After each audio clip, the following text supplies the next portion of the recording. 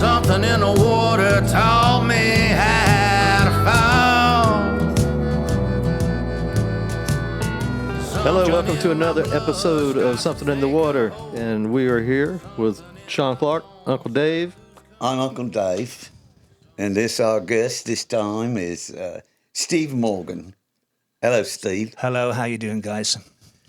Now, will you identify the real British person in the room? Can you do it? Is it me, or is it Steve? Or is it that gentleman over there?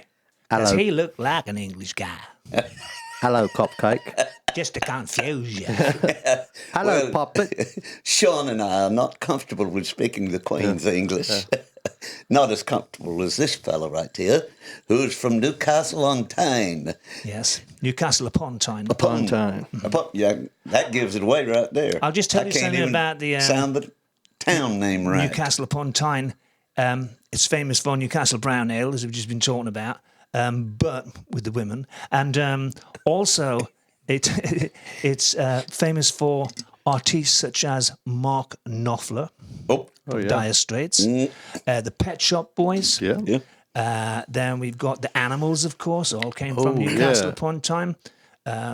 So we've got we're famous for Northern Soul up there. Northern Soul, which means that we can climb down from that crazy stuff, because to be a soul singer, you really have to have the horses under the bonnet, which is when I was talking about Tom Jones before.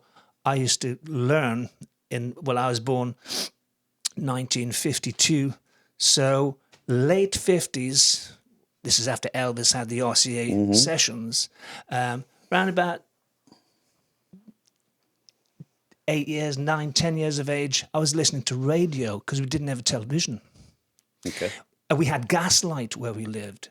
This was 7 years. I was born 7 years after the war, when World War II, when they demolished all of Tyneside. A bit like, you ever heard the thing, you've been sent to Coventry, was a World War II expression, because if you were sent to Coventry, that's a place safe. you didn't want to go, because the Germans were hammering it left, right, and centre. They demolished that city, and it was the same with the northeast of England for all the submarines, Vickers, Parsons, all those big companies where they made the tanks and the guns. So they hammered us. We've got 5 bridges over the Tyne. They would have, they wanted to attack the bridges and just demoralize the people. They never did. But having said that, so I grew up in a very poor situation, poverty-stricken kind of sorta, and after the war, the country was in tatters.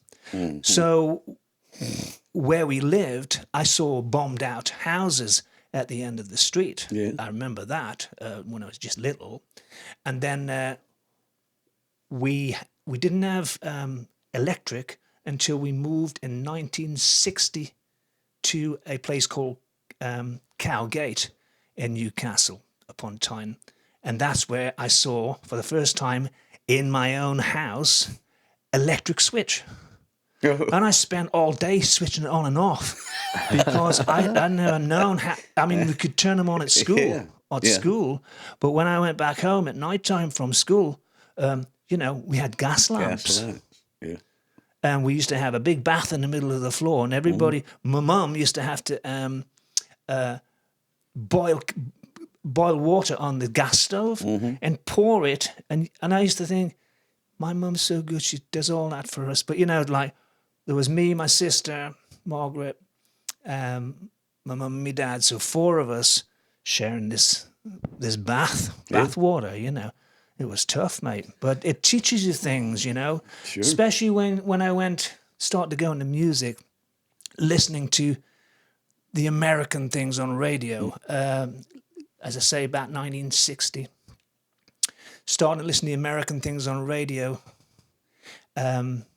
Jerry Lee Lewis, Little Richard, B.B. King, Fats Domino, the soul, the blues, the rock, learning the different styles of music, how to sing. They were my singing teachers, Tom Jones, Elvis Presley, all those people, because we couldn't afford singing lessons, but I knew it was something that I was really interested in, right? And the main thing was that I remember joining the local church for one reason only.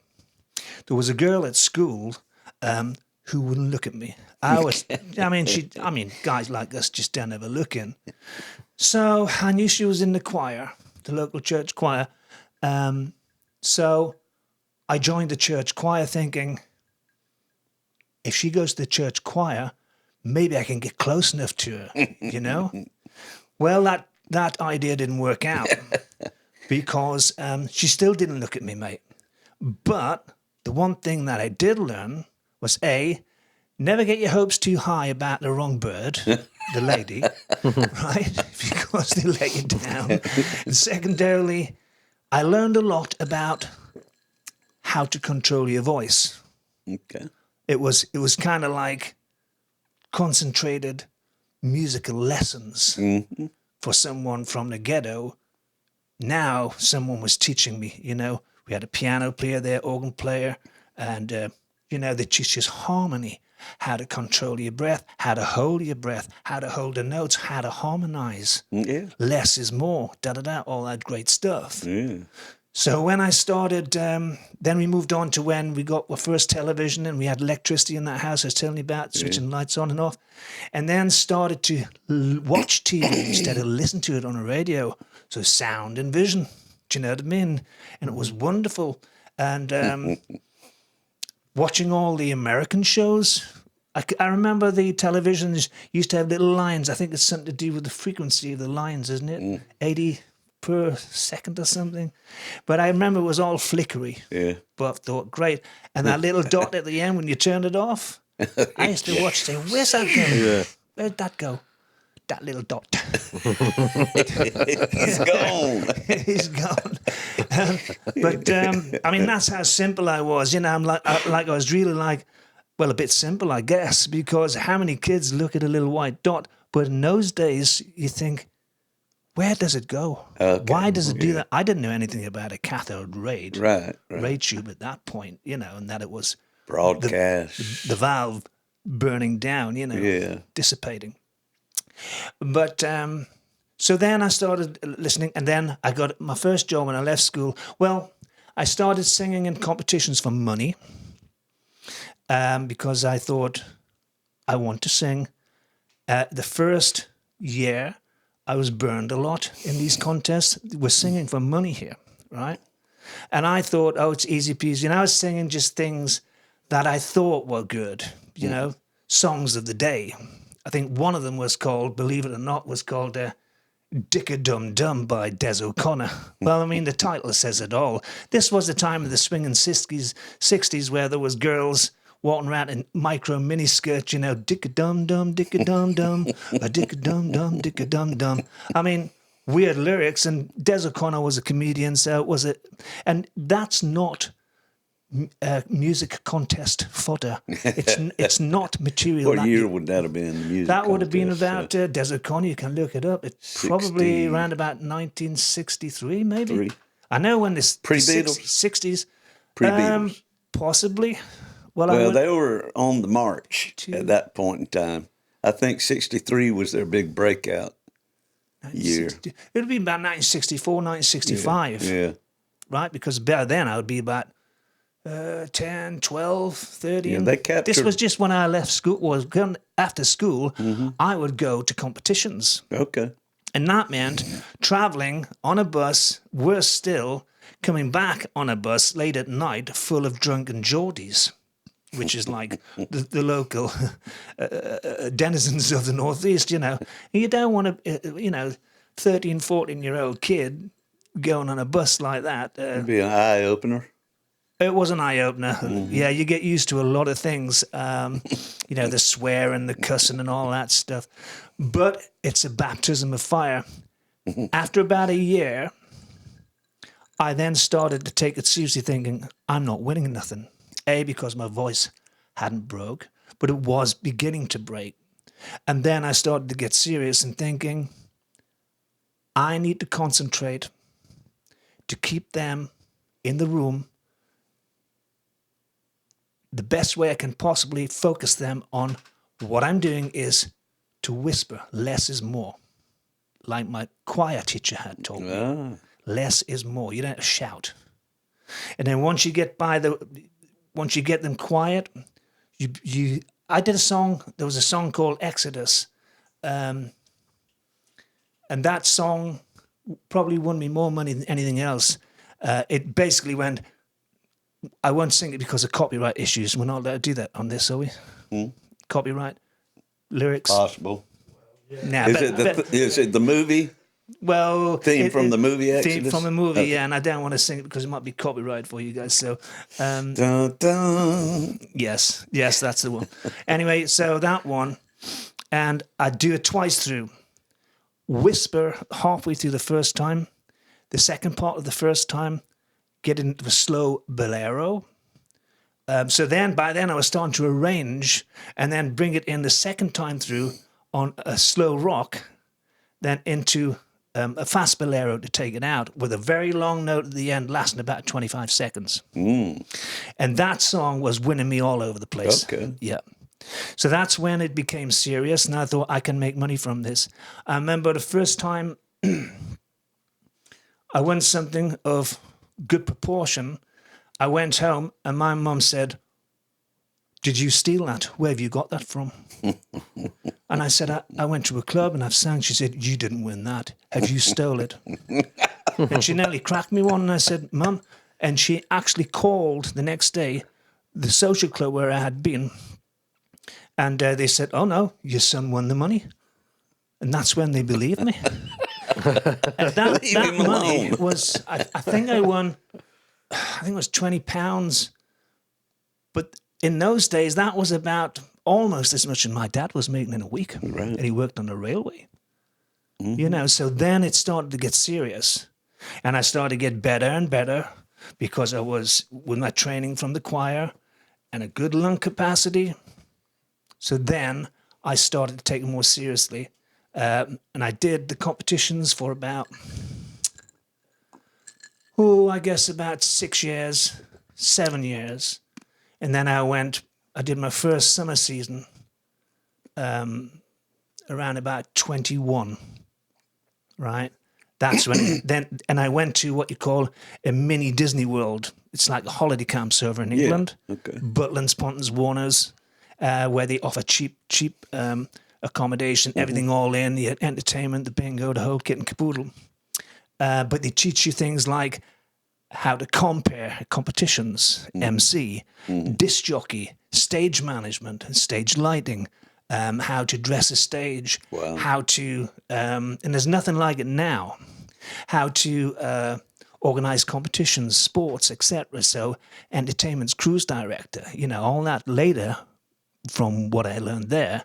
And secondarily, learned how to get great rapport from your audiences by singing live in front of sometimes 50 people in the small bars to like 3,000 people in the main rooms. 3,000 people. And okay, so they would say, "Oh, well, he's a blue coat, red coat." What's that? A blue coat and a red coat. It's a bit like, that's like the Civil War to you guys. No, but blue coat was Working class? No, or opposite? No, blue coat, after the World War II, a guy called Billy Butlin, and this is well known, so I'm not breaking any Butlin's holiday camp. Butlin's holiday camps, and he bought, I think his first one was Filey from the Ministry of Defence after the war. And basically they were like camps, like wooden huts, you know, which they billeted the soldiers. Okay. With big dining halls and recreation things. So everything was there. Pretty smart. But he thought, wait a minute, it's all there. I just need to paint them up a little bit, put some great sound systems in, get some cabaret coming in, give the people, you know, a family holiday, all in, very cheap. And they can make money on the bar, you know, and on the bingo and all that stuff. So it was a fantastic thing. And then people copied, and that's where Pontons came in, right? I worked for Pontons, I worked for Butlins, I worked for Warners. I was multicolored by the time I finished, you know what I mean?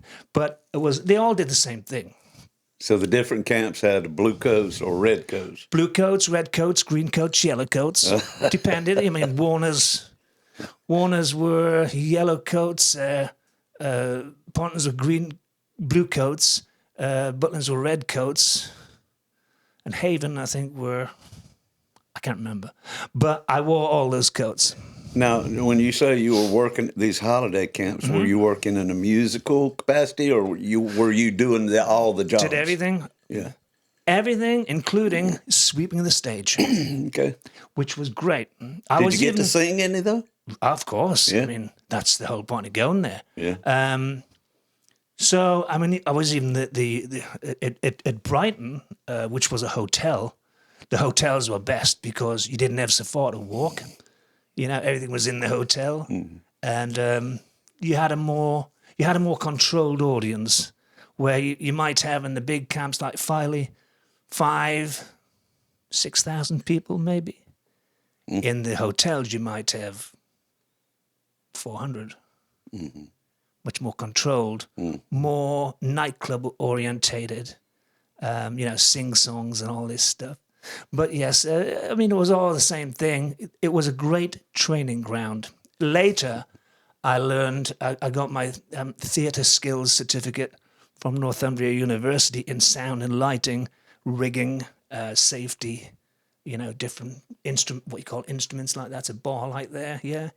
These are spotlights, but they have park hands for nails, the different kinds of instruments, and controlling them from the board, for the light and the sound. So wonderful preparation, sure. Then I went on to cruise ships, did some cruise ships around the world, did touring, did session singing work, cabaret. Was in bands, groups, traveled to Europe, did some disc jockey stuff in Abu Dhabi. Don't want to do that again. Especially not now. I used to watch from Abu Dhabi, and over the straits, I thought it was Iran, but it must have been Yemen from what I've just learned. And I didn't realize, but I thought, and I remember it was the 88th Airborne would come in, the Americans. Every time they'd come in, and I don't think I'm breaking copyright in this, every time they'd come in, I'd put on Born in the USA. And it really used to... That's all right. You say that?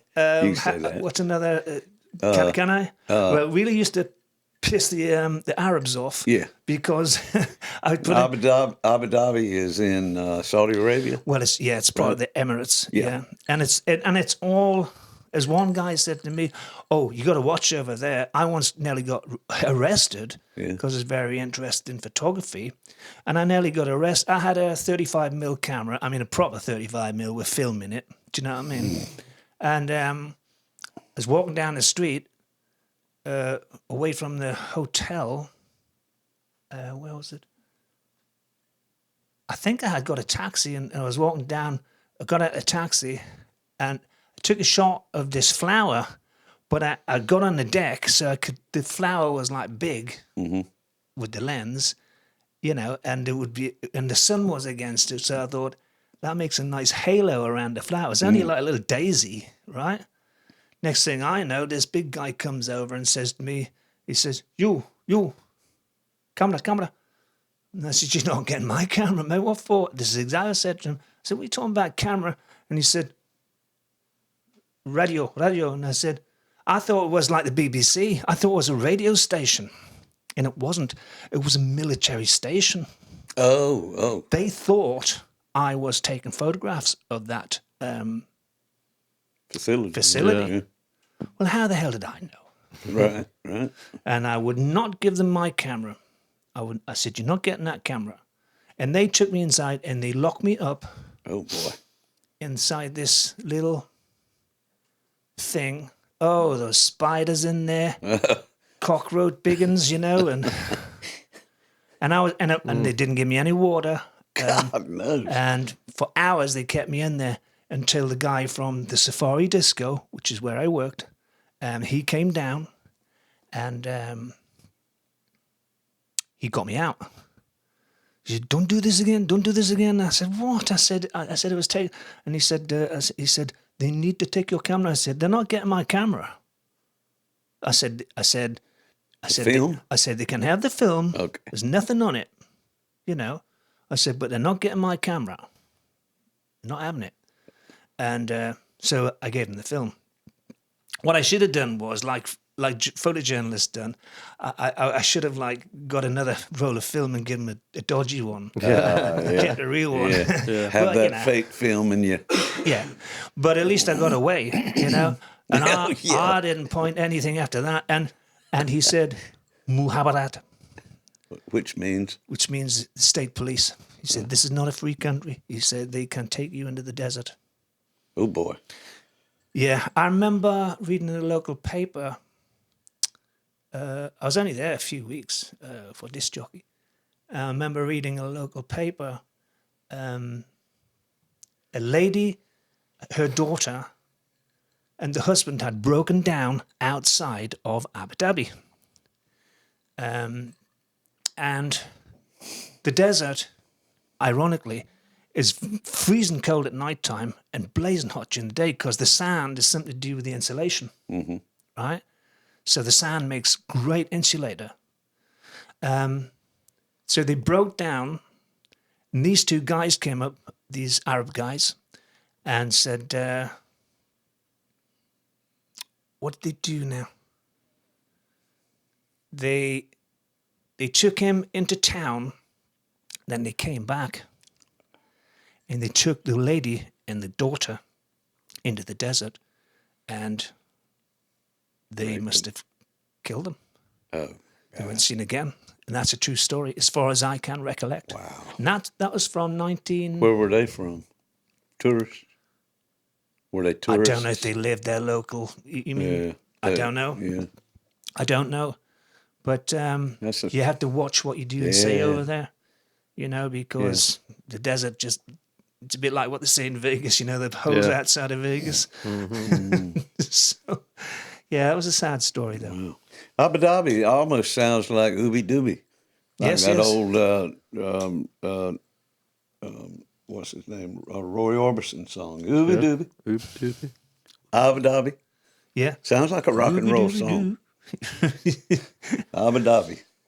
So you got some original music, eh? Yes, of course. We like originals around here Absolutely. for a lot of reasons. Are we live now? Are we talking? Yes, we are live.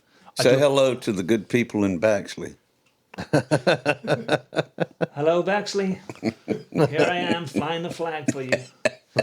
So, right, this particular song here, as I say, I normally set my recorder away if I get a couple of chords together, because then I know something's going to happen, but I don't know what, because the song's not written. Now, a lot of people would frown upon it and say, well, that's no way to write a song. It works for me if at the end of 3 minutes, you either got something or you don't, and you either put it away to one side or it's totally rubbish. Now, here's the thing behind that, having that recorder on. You might lay something down that is good, Yes? and by the time you fumble with some other options and all, you realize the best one was the first one. First one, yeah. And if you don't have the recorder on, you've forgotten what you did on that first pass. Well, yeah, I mean, sometimes I'll set the recorder away. I know one thing, I become totally involved in it. The world stops. And all I'm thinking about is, how the hell do I get out of this? So I have to work on the key, the vocal. You don't know where the melody is. You don't know where the next note is. All you know is you got to keep the tempo, keep that vocal under control, keep your dynamics of your guitar under control, try and make some sense of it, and put the words and the rhyming together so everything at the finish of the song should fall into place. And you try rhyming songs on the hoof. It's not, I don't know how it happens, but it does a lot of the time. Well, that's pretty impressive. If you're looking at if that's your method. Yes. If you like to ride on the fly and do it all at one time, Well, see, the thing I is... can't do that. The thing I have is, to sit down and hammer it out. Yes. And I'm not paying attention to dynamics. I've done and that all one that stuff. time. I just kept, but it was nothing that repeated. There was no chorus. It was just like it was a short little song. But Yeah. It's amazing. If when it happens, it's great. Then maybe somebody like yourself would come along and say, okay, it ain't that great, but I can work with those lyrics. Somebody like yourself or a collaborator. Yeah. Mm-hmm. You know, or someone could say, you need a good bass line there, or change that that stanza here. Or that all of chord that there. can be I'm, talked about. You know, after I'm the basically fact, a four-chord wonder. Do you know what I mean? I'm not fantastic at musical theory. All I do is enjoy my music and whatever comes out, the flow. Mm-hmm. Yeah. So I'm not really technical in that respect, but I kind of get there. Yeah, well, same here. that's I'm the not same technical with either. me. Yeah. I just go with what feels good or what comes out. With this particular song here, being a Brit, I don't know a lot about your Civil War. I know that it was between the North and the South. I won't mention certain things why. Yeah, well, But, there's a lot of arguments on that, yes. both sides. But all I know is a lot of good men died. Yeah. No war is any good. Nobody wins at the end of the day. My great-great-granddaddy fought in that war. Yeah. Did he really? Peter Griffin was his name, and he Okay. was Well, was I mean, just a little simple old farmer down here, or he grew up on Cowhouse Island, which is located in the northeast corner of the Okefenokee Swamp. That's where his stomping grounds was. right, so he was local. He was a swamper, I guess you could call him. He stood up for what he believed in. Yeah, yeah. And back then As they indeed were. did the boys from the North. Yeah. A lot of it was, as I understand it, was for politics and land Mm-hmm. A lot grabbing of and all this politics stuff. was in there. Yeah. But at the end of the day, all I know is that this song came about, and I don't know to this day why it came out. I don't know really why it went towards the American Civil War. That was the last thing on my mind as a Brit. I don't know why it came out like that. The mystery and the beauty of songwriting. I think it would make a great theme song to a movie about the American Civil War. I think it's got a lot of mystery involved in it. I think it's got a lot of factual stuff going on there, which I didn't realize until I had finished the song. And I did the song in about 3 minutes 12, 3 minutes 30. What's the name of it? It's called Where the Rivers Run Red. All right. And I'll play it for you, and there's a mystery to it, and you might be able to solve, folks, the mystery of this song, Where the Rivers Run Red.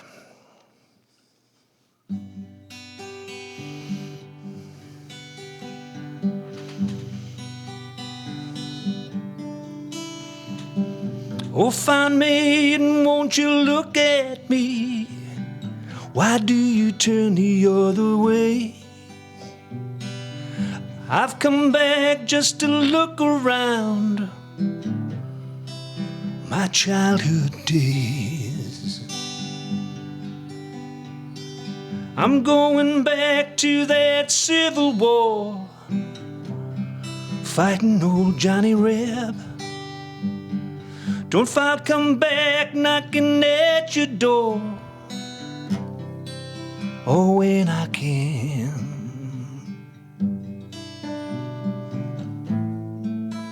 Where the blood runs red, that's where I'm going. Where the blood runs red. Oh, fair maiden, won't you look at me like you used to before I went away? I can see that strange look in your eye. It's me underneath all this gray. It's me underneath all this gray. Oh, fair maiden, won't you look at me? Oh, fair maiden, won't you smile? Oh, fair maiden, won't won't you take my hand, let me hold you for a while. Let me hold you for a while. I can hear that bugle calling me. Soon I'll be going back to take my place on that Dixie line. There'll be no holding back. There'll be no holding back. Before I go, won't you hold me? Before I go, won't you kiss me? 'Cause I'm going back where the river runs red. I'm going back where the rivers run red. Where the rivers run red. Where the rivers run red. Yeah. Nice job. That's Yes, good. sir. So the mystery. Mm-hmm. You want to? The clue was in one of the Good. lines there. I think she was maybe running around on him while he was off at war. No, you're kind of close, but not. The clue was in "It's me underneath all this gray." Gray. Yeah, that's what caught my Now ear. he's but a Union soldier. he was a Union soldier because he said So he was fighting basically- Johnny Reb. The reason why Did he she's not desert? looking at him, Did he desert? no, he's dead. Well, that was that was. And he's came back to visit her, but she's not looking at him. And it's kind of, I don't know where the hell it came Okay. from, Yeah. but that's the way it came out. Why? I don't know, but that's the mystery to it. So he's covered in gray. The reason for that is there's no color in death. Is that why he's covered in gray? I 'Cause don't he's know. I guess because I'm a fan of horror movies and gray seems to be the color that fits. He went to, when he but- died. He went to black and white. But because people would say, well, hold on, he's British, he's got it mixed up. You know, they were grey, the Confederates, and the guys were in blue, the North. But no, it means what it is. It's me underneath all this grey. And that's the clue, I think. yeah. And I didn't know at the time it was going to come out like that. That came out 3 minutes 30 seconds. So what it is what it is. So I did copyright it kind of like a few days afterwards because I thought this one's kind of urgent. Normally you can copyright like in groups, Yeah. 10 songs That's what I tried for to, about $85, strive folks. to do. Yeah. The That express way. 85 goes a lot longer if you got about 25 songs to. Well, yeah, lump up I under think one thing. they're doing 10 songs now for Is the limit? 85. That's the Yeah, limit? Okay. and it's what you call on an album. So the first song is the title. So if it's called like Joe Bloggs Esquire, that's the name of the Yeah. album of unpublished works. But the rest follow through in sequence. Different titles. Yeah. Anyway, so that was where the rivers run. good. That's red. great. Yeah. And it does have a Roy Orbison flair to it.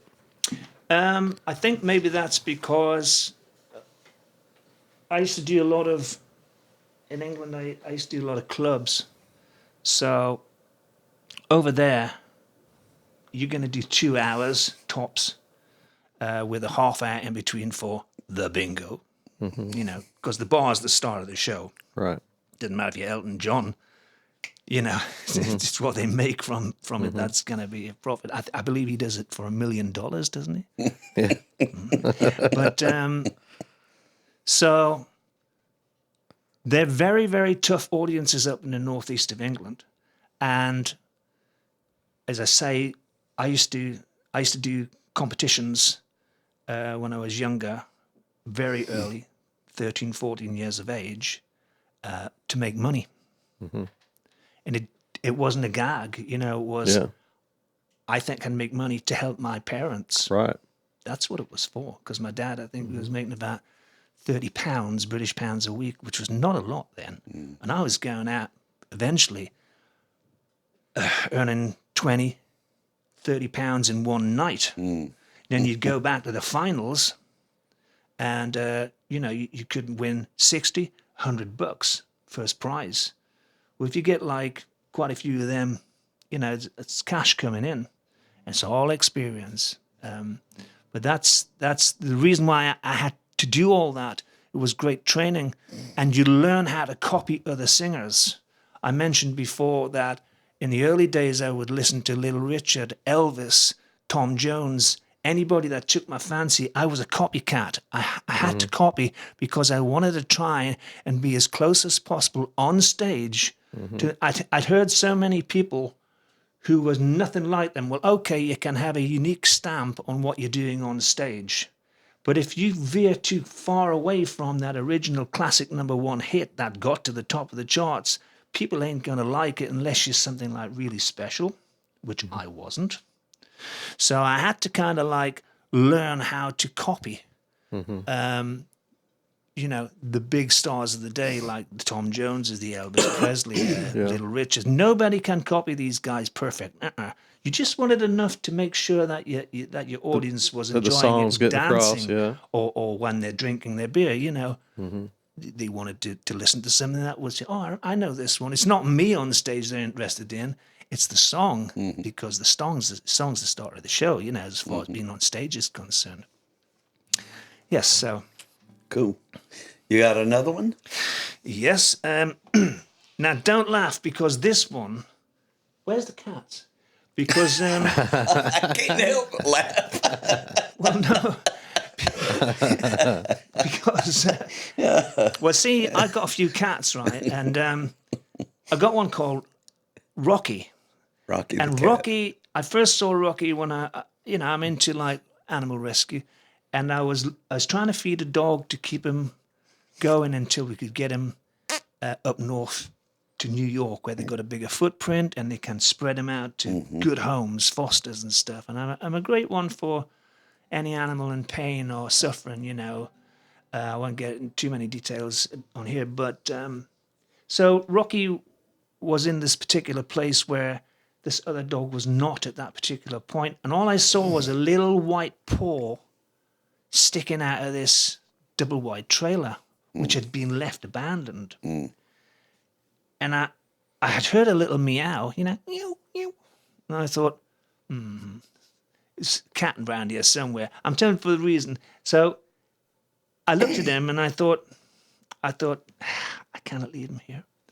Because where that place was, it's full of snakes, and I thought, so I did my best. I saw his little paw, and I said, "Come on in, baby," and doing all the cat sounds I knew to get him close.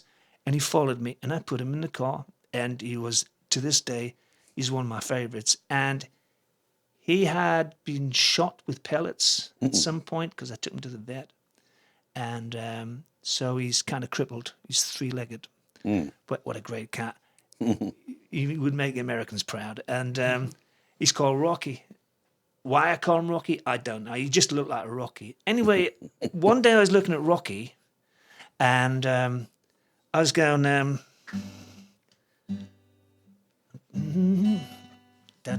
Rocky, Rocky, Rocky, Rocky, Rocky, Rocky, something like that. And then all of a sudden I went, Rocky was my baby. Rocky was my boy. And I thought, ooh, wait a minute, get the recorder. Right? So Rocky, I said, Rocky, do a bunk, because now we get serious, and it came out like this. All right.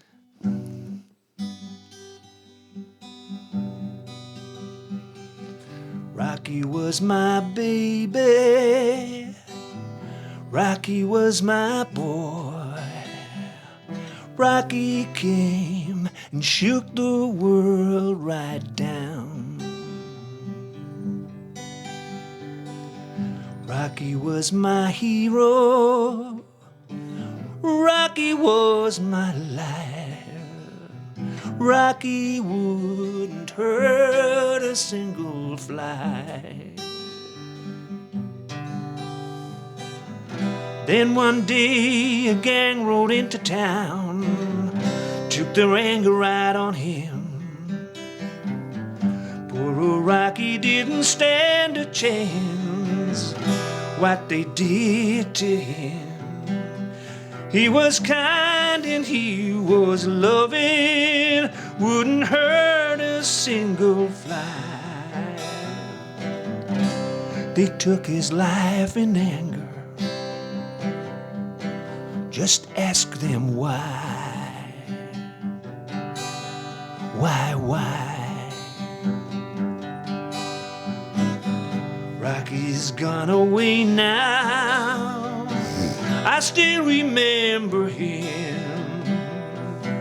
I think of all the good times, all the things we did. He was my best friend, everything I ever knew.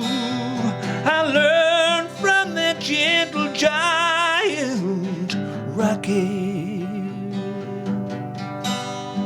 Rocky. Goodbye, Rocky. My friend.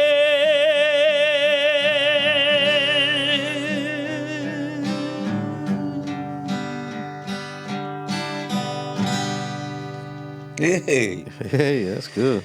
now Rocky's not dead. The real Rocky. No, he's still with God, us. thank goodness. But that's the way you can go in a song. But I love the way you treated that as a Western. That's kind of had that Western vibe to it with the gang rolled into town, you know. Well, I think that came from, I guess it was from a Boy George song or something like that.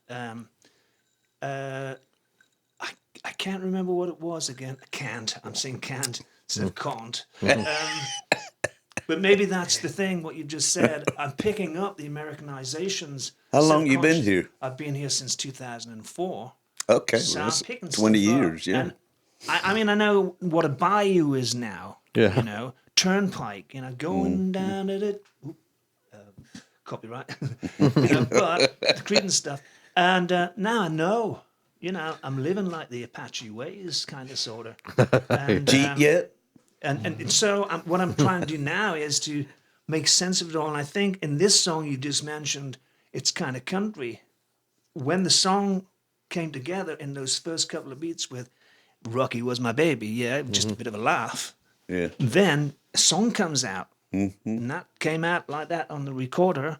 It's up there on YouTube somewhere. It's got effects on there, by the way, not that particular version, but... Well, let's talk some more about, let's see. So you've been in Baxley for 20 years. What brought you to America in the first place? Ooh, From Newport upon Tyne. Newcastle upon Tyne. Newcastle upon Tyne. Well, I better watch what I say here because she'll whack me. It was my wife. Okay. And she always wanted to go to England. So she Googled England on the internet. This was before you were married. Yes.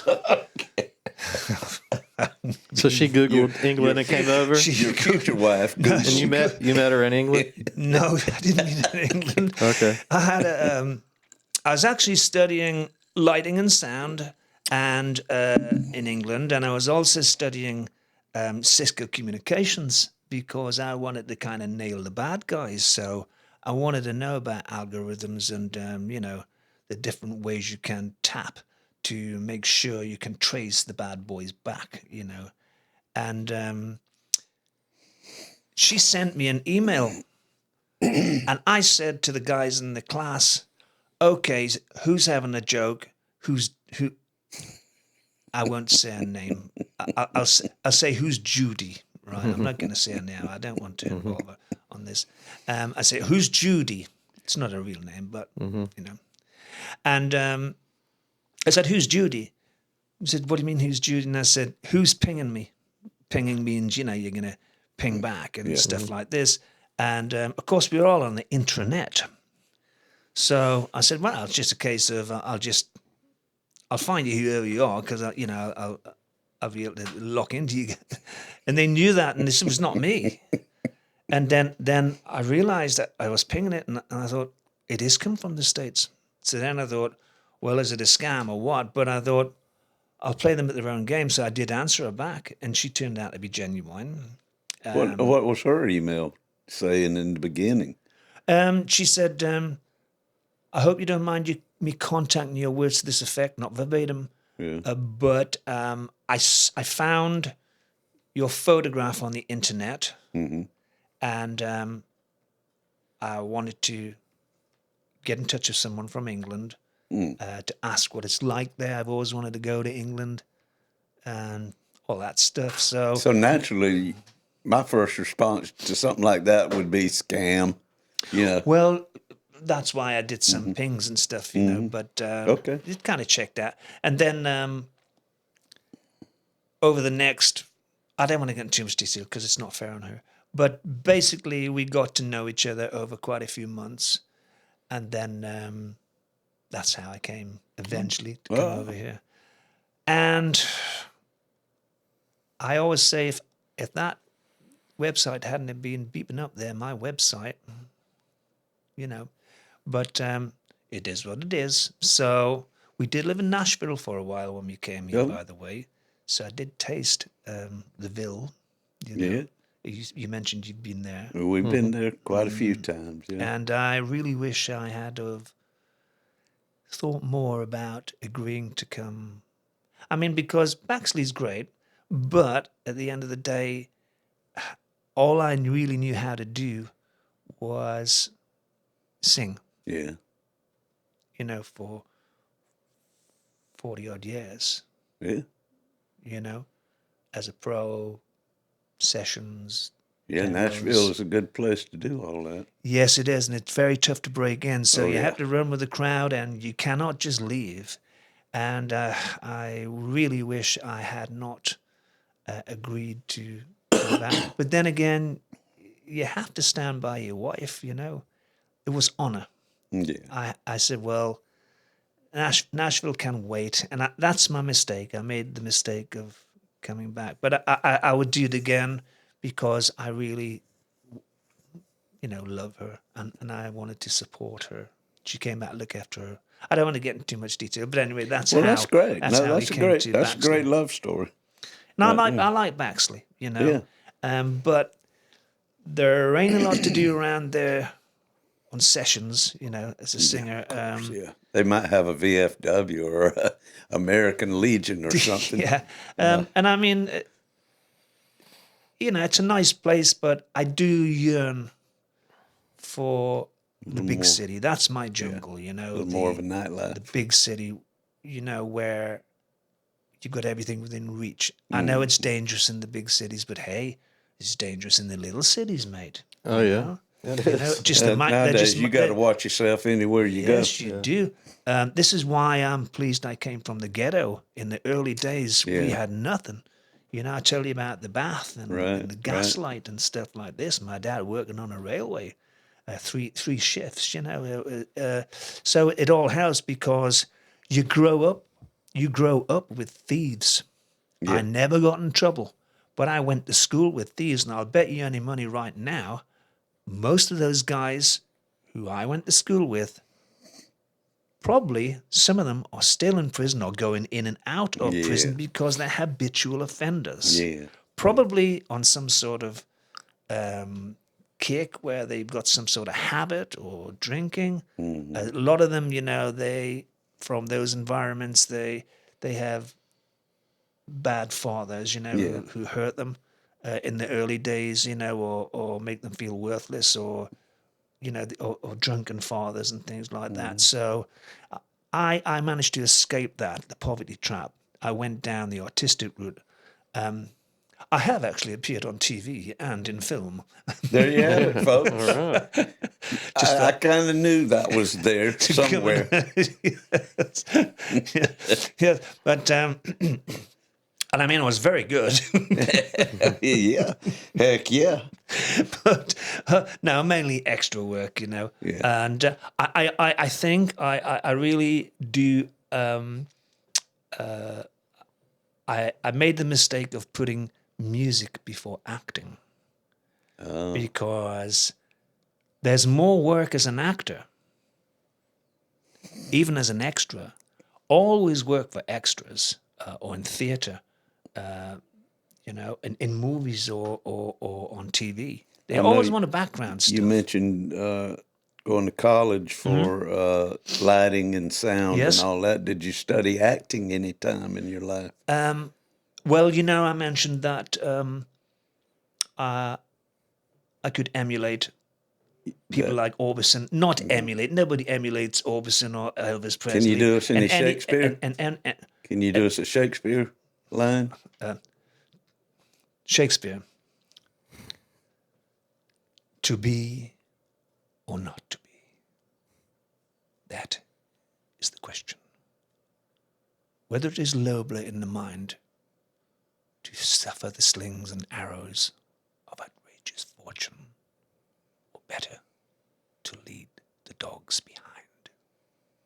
There you go. Richard Burton can kiss. No. Well, Richard Burton once said, I loved Richard very much indeed because I loved him from, I ain't gay. I love Richard as an actor. And I miss people like Elvis and Richard because they were personality giants. Yeah. And if you look at Richard Burton, I remember one interview he said on TV. He said, and he came from Wales. Okay. He was schooled by a very, very English teacher. So the Richard you often saw on screen was highly trained by the time he hit the movies. Yeah. But he always had that Welsh edge to his accent. See? And he once said, he once said to me, not to me, he once said on an interview, he said, when you wake up in the morning and you want a drink, you are in big trouble. That's exactly what he said. And that's true. And the way he said it, well, no, because kind of stirred your heart. Absolutely, because if you're that far down the line and you wake up and that drink takes over everything else that takes your life, you gotta have it. Just like I guess drugs, And it was a shame the way he went. But I never saw him like Where Eagles Dare. Great movie. Where Eagles Dare. You know this one? Yeah. Where he said, Danny boy calling broadsword, Danny boy calling broadsword. That Welsh accent with Clint Eastwood, I believe, yeah? Mm-hmm. And I can see all these movies in my head, by the way, in full colour and stereo. I'm just weird. But I love my movies. But the point is, you never saw him drunk on film. Yeah. And that's the crazy thing about it. He was desperately, Elizabeth Taylor said eventually she had to let him go, He was that too much of a handful. He was going down the tubes, man. Very, I don't know if he was really violent to her, but that's how much it gets you. And I'm going off beam here, but but you mentioned, did I do any acting? Well, of course, I messed around there with the Shakespeare and stuff. Yeah. But I learned from life. I can normally emulate an accent. Give me some time, and I can pick it up. Like, hello, mate. How you doing? That's a Londoner, as opposed to the Welsh. You see, Welsh have got kind of like a musical accent. Liverpool. Well, Liverpool's a bit different. Like it's like that. Whereas, if there's any Liverpudlians watching, I do apologise. Liverpool's like that, like Paul McCartney and all this stuff, That's all I know about Liverpool. Four guys. George Harrison from the Beatles once said in his Liverpool accent, he said, "You can never have too many mandolins." That's what he said to the guy when he opened the boot of his car. What do you call the boot here? The trunk. He said, "You can never have too many mandolins." And he opened the boot and he had like dozens of these mandolins. George loved to play the mandolins. He did. He had different styles. I didn't know you could get them in different shapes and sizes, but evidently you can. Well, sorry, but I digress. Well, we sure appreciate you being here. It's been educational and Do you a lot want one of of fun. my other songs? No, I think that's going to serve enough. We've got 2 there, and I wanted to say this. Were it not for my son, Connor, the drummer for the Pine Box Dwellers and son of me, and manager of the Bacon County Library, which is about 30 minutes from Baxley. Yes. That's where this fella strolled into the Bacon County Library one day and met my son Connor, Yes, I and did. They had a long conversation. And Yes. Connor put Steve and I together, Yes. and here it all is. We'd like to thank our little buddy Connor Griffin for putting us in touch Yes, with thank one you, Connor. another. I appreciate it very much. It's been We a thank wonderful you session. so Good to see much, you Steve, guys. for being here, and I appreciate your sharing your talent with us too. That's And they great. can always go online to Go to YouTube. What's your YouTube. It's, channel there? Music well, name? my channel up on YouTube is Singerman USA, all one word. Singerman USA. Singerman USA. So no spaces, Singerman USA at Singerman USA 9263. I think that's it. But just look for Singerman. Yeah. If you just go to YouTube and go to your search button up And look for there, Steve look Morgan. for Singerman Steve Morgan. Yes. You'll come up with some more of his good original songwriting, and he does some covers on A there lot as of covers well. up there as well. Yeah, Elvis and rock and roll, blues, pop. Heck yeah. Yes, everything. Vince Gill, the whole lot, mate. I'm a little bit crazy in that respect, but this is You can't life. go wrong betting on the good ones. No. That's right. But I always There's said, a lot of good ones out there. I always said from an early age, hold your audience in the palm of your hand. Less is more. And secondarily, always try to do number 1 hits, or at least pretty close to the top 10. Something that they know.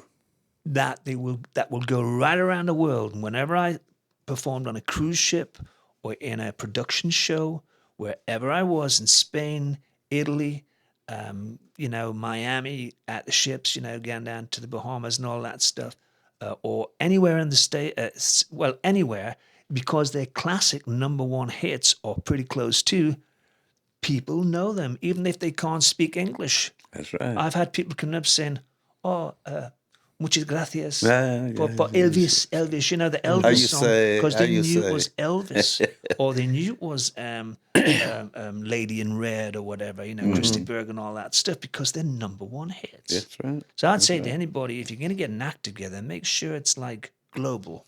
That's right. Well, here's speaking of global, here's a book that's been around the world, and it's written by me, and it's called Tales of the Week from Dog Hill to Tripoli All right. and back. When I was a young child, I lived in Tripoli for about a year and a half. Tripoli, that's Egypt. Tripoli, Libya. Yes. Yeah, and so these are some of my recollections, and I'd like to say that this one comes from my many stories. It's a good one. Countless country music records from George Jones, Tammy Wynette, Lynn Anderson, and more than a few rock recordings, Bob Dylan, George Harrison, Ringo Starr, have featured the melodic stylings of a steel guitar impresario whose early work contributed to the success of a landmark 1976 rock and roll album. Well, if that ain't enough mystery for you. Rodis Franklin Drake was born on October 8th, 1932 in Augusta, Georgia, son of Nora Blevins and brother Johnny Drake, a Pentecostal preacher. His older siblings, Bill and Jack, the Drake brothers, sang in Atlanta area churches prior to Jack moving to Nashville, Tennessee, where he played upright bass in Ernest Tubbs' Texas Troubadours. By the age of 18, the youngest Drake was enamored with the sound of Jerry Bird's steel guitar on Hank Williams' soul-scorching ballad, I'm So Lonesome I Could Cry. Drake built and taught himself to play his own steel guitar until hearing Bud Isaac's pedal steel sound on Slowly, a 1953 hit for Webb Pierce. Adding pedals to his own creation, Drake became one of Atlanta's earliest pedal steel guitar players, forming a professional group, the Sons of the South. There they are in their white shirts and bolo ties, which also featured, the Sons of the South also featured the talents of Jerry Reed, Doug Kershaw, Roger Miller, Jack Green, and Joe South. All of those guys made it big at some point in time. His move to Nashville in 1959 prompted touring work with Don Gibson and Marty Robbins. Yep. Following a grueling 31-day grind on the road, Drake decided to make his primary income as a Music City session musician. His tasteful sound has been heard on hundreds of country records, including Tammy Wynette's Stand By Your Man, George Jones' He Stopped Loving Her Today, and Lynn Anderson's I Never Promised You a Rose Garden, written by his old Sons of South bandmate Joe South. Channeling the work of Alvino Ray, steel guitar electronic whiz, who used a throat microphone to modulate the sound of his instrument in 1939, Drake introduced the talking guitar sound on his big 64 hit, Forever, which went all the way to number 25 on Billboard's Hot 100. In 1966, Drake played on Elvis's gospel album, How Great Thou Art, and was also featured on the soundtracks of his entertaining yet clumsy B-movies, Double Trouble, Clam Bake, Speedway, Spin Out, and Easy Come, Easy Go. Elvis, what you doing making movies? When Bob Dylan made his way to Nashville in 1967 to record his 8th studio album, John Wesley Harding, Drake was called upon to contribute to the final 2 tracks, Down Along the Cove and I'll Be Your Baby Tonight. Yeah, I covered that one. 2 more Nashville-based Dylan albums followed, Nashville Skyline and Self-Portrait, featuring Drake's beautifully sparse playing on Lay Lady Lay. Playing bass guitar and guitar on Nashville Skyline and Self-Portrait was Charlie Daniels, who conveniently slipped Drake's phone number to George Harrison. Following the breakup of the Beatles in 1970, Harrison invited Drake to London to play on his debut solo album, All Things Must Pass. Drake's lilting contribution to Behind That Locked Door is simply one of the most beautiful pedal steel guitar tracks ever recorded. While working on All Things Must Pass, Drake met Peter Frampton, who was so captivated with the steel guitarist's work with the talkbox that Drake presented him with his talking music actuator as a gift. 6 years later, Frampton would have the best-selling album of '76, showcasing the talkbox on 2 of his big hits, Show Me the Way and Do You Feel Like We Do. Mm-hmm. See, there's that's Pete. That's Drake up in the left-hand corner. George Harrison, Ringo, Billy Preston, I believe. Mm-hmm. And down there in the lower right-hand corner is young Peter Frampton. Yeah. He had dark hair? Peter did? Yeah. Well, in that picture, he did. Yeah, I thought he was blonde. He might have had some blonde highlights by the time he hit 1976. As a favor, George Harrison persuaded former Beatles drummer Ringo Starr to venture to Nashville for the recording of his second album called Bukus of Blues, with Drake producing the album and playing on it. Continuing his session and production work with musical legends of the counterculture, Drake worked with Simon and Garfunkel on their sensational Bridge Over Troubled Water and Leon Russell on Hank Wilson's Back, Volumes 1 and 2, and Stop All That Jazz. Drake was inducted into the Country Music Hall of Fame's Walkway of Stars in 1970, the Steel Guitar Hall of Fame in 1987, and the Georgia Music Hall of Fame in 2010.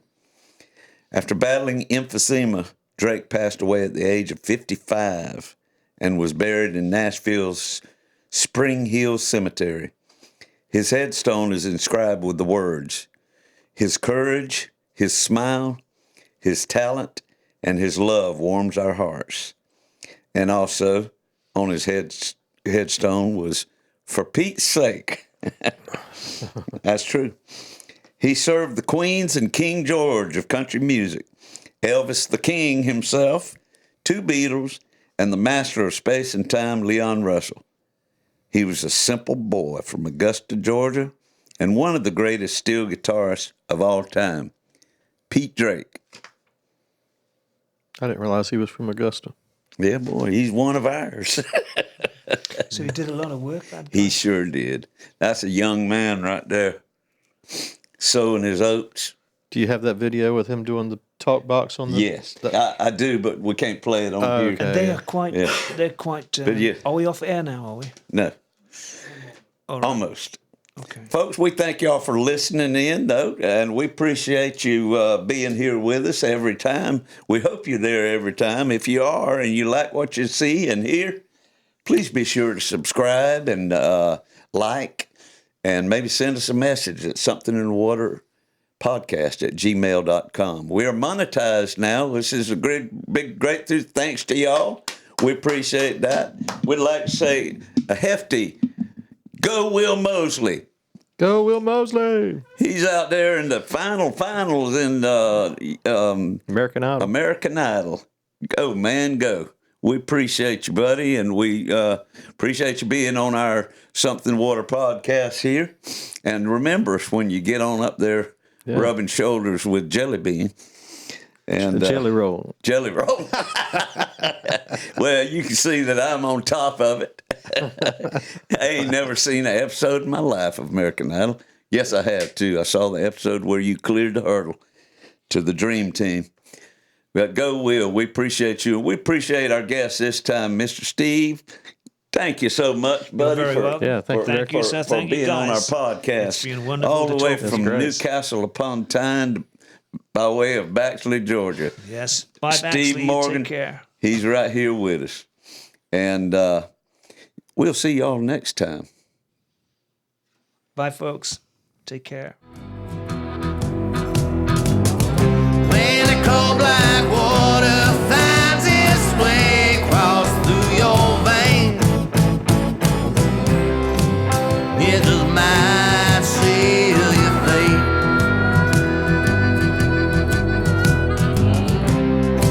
It just might seal your fate.